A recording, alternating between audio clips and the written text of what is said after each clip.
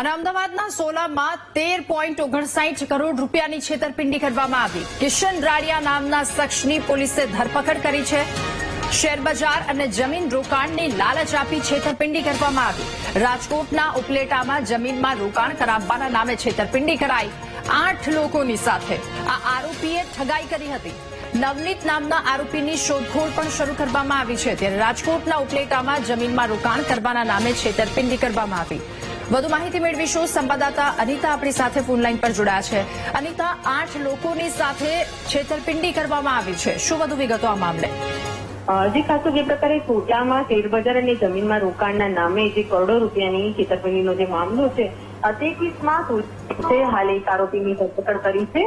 Police તપાસમાં સામે આવ્યું કે જે આરોપીઓ જે છે તેઓએ આજે યુવાનો જે છે તેઓને ટાર્ગેટ કર્યા હતા અને ખાસ કરીને રોકાણના નામે જે કિશન રાડિયા અને નવનીત નામના બે વ્યક્તિઓએ જે તત્વો જે હતા તેઓએ આજે સમગ્ર કૌભાંડ આચર્યું હતું।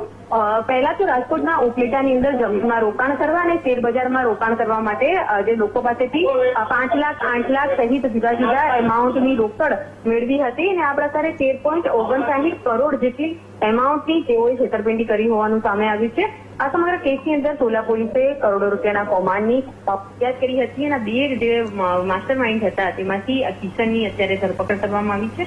જ્યારે અન્ય જે આરોપી જે છે નવનીત તે ફરાર થઈ ગયો છે અને તેઓએ 8 થી વધુ લોકો સાથે આ પ્રકારે છેતરપિંડી આચરી હોવાનું સામે આવ્યું છે।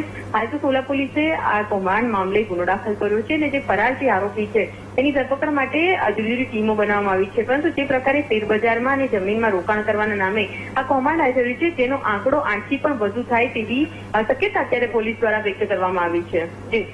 જી અનિતા, આભાર આપનો વિગતો સાથે જોડાવા બદલ।